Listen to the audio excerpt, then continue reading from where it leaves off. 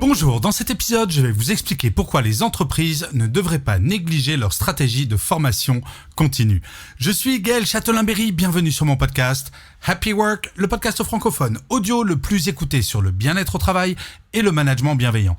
Comme une fois par semaine, il existe une version écrite de cet épisode que vous trouverez sur mon blog www.gchatelain.com, blog sur lequel vous trouverez tous mes contenus ainsi que des goodies comme des mugs Happy Work si jamais vous voulez boire votre café ou votre thé en connaissant du Happy Work. Alors, selon le récent sondage mené sur mon profil LinkedIn auprès de plus de 2000 personnes, près de 70% des professionnels estiment que leur entreprise ne se soucie pas suffisamment de leur montée en compétences individuelles.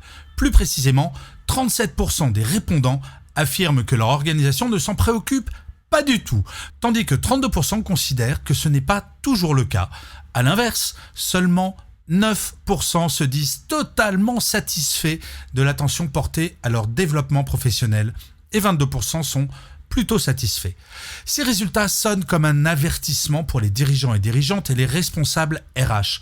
Franchement, depuis quelques années, rien de nouveau, mais quand même, l'obsolescence des compétences accélère et la formation continue n'est plus un luxe, mais une nécessité stratégique. Pourtant, force est de constater que les entreprises peinent encore à en faire une priorité véritable. L'ère numérique a fondamentalement transformé notre rapport au savoir et aux compétences. La durée de vie d'une compétence technique est désormais estimée à environ 2 à 5 ans selon les secteurs. C'est très peu. L'intelligence artificielle, l'automatisation et la transformation digitale redessinent constamment les contours des métiers.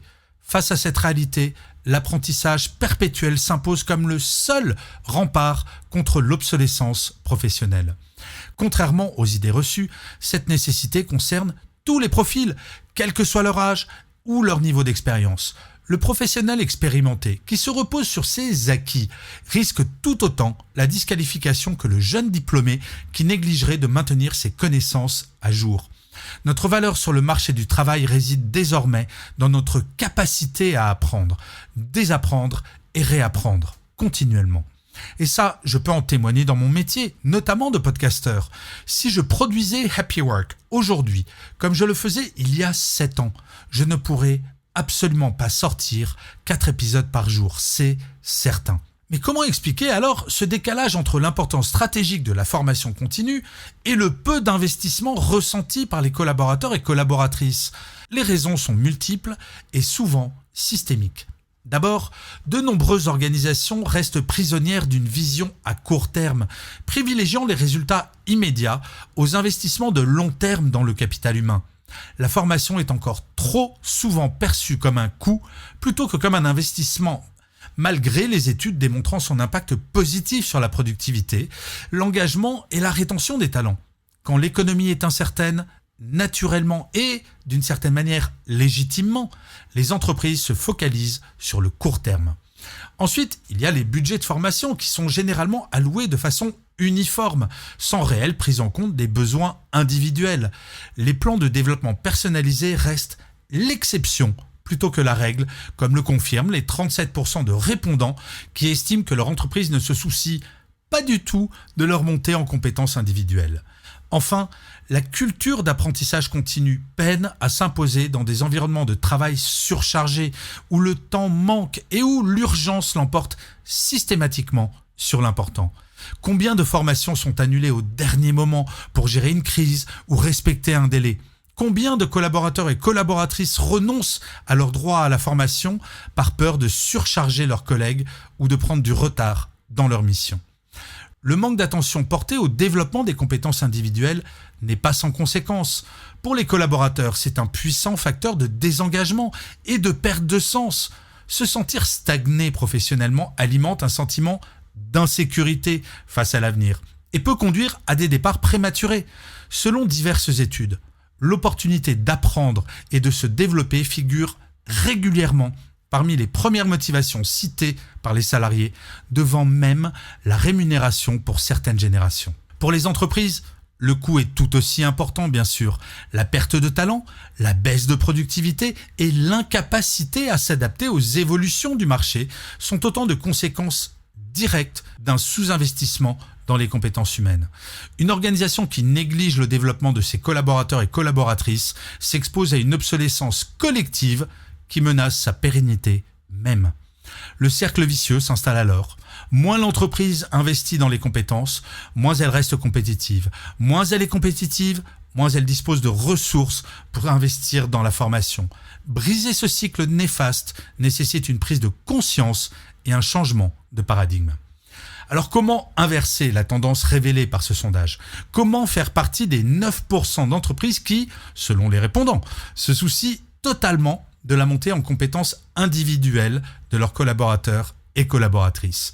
La première étape consiste à faire de l'apprentissage continu une valeur centrale de la culture d'entreprise. Cela implique que les dirigeants et dirigeantes montrent eux-mêmes l'exemple en consacrant du temps à leur propre développement et en valorisant ouvertement l'acquisition de nouvelles compétences. Une organisation apprenante se construit d'abord par le haut et comme je le dis souvent, un escalier ça se nettoie toujours en commençant par le haut. Ensuite, il convient de repenser le processus de développement des compétences pour les rendre plus personnalisées et plus agiles. Les entretiens annuels ne suffisent plus. Le développement professionnel doit faire l'objet d'un dialogue continu entre le manager et le collaborateur. Les plans de développement individuels doivent refléter à la fois les besoins de l'entreprise et les aspirations personnelles du collaborateur. L'apprentissage doit également s'intégrer au flux de travail quotidien plutôt que d'être relégué à des sessions formelles occasionnels. Les formats courts, les micro-apprentissages, le mentorat et les communautés de pratique permettent d'apprendre en continu sans nécessairement s'absenter du poste de travail. La technologie offre aujourd'hui des possibilités sans précédent pour démocratiser l'accès au savoir et personnaliser les parcours d'apprentissage. Enfin, les efforts de développement doivent être reconnus et valorisés.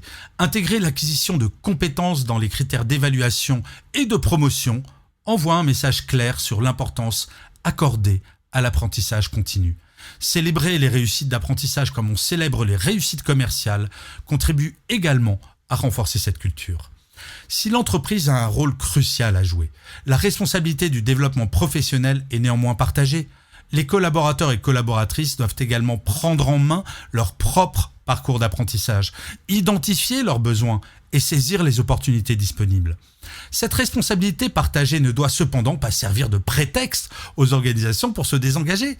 Comme le montre mon sondage, les professionnels sont conscients de l'importance de leur développement.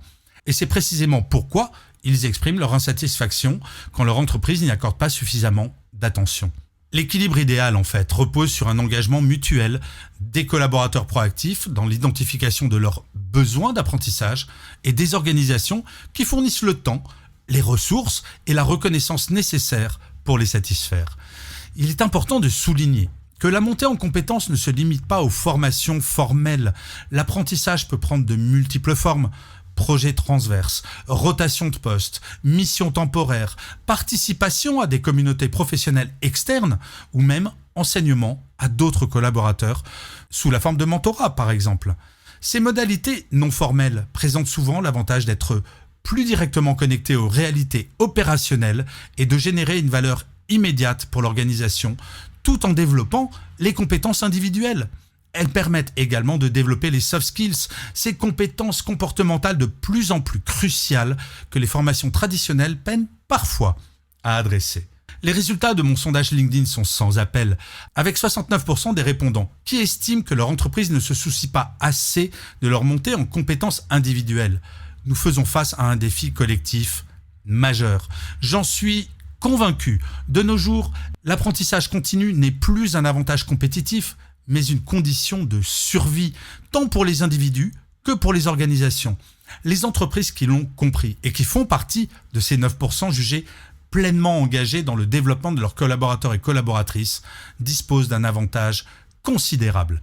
Pour les autres, le message est clair, il est temps de passer des discours aux actes et de faire de la formation continue une priorité concrète, visible et mesurable. Les organisations qui négligeront cet impératif risquent non seulement de perdre leurs meilleurs talents, mais aussi de compromettre leur capacité d'adaptation et d'innovation à long terme.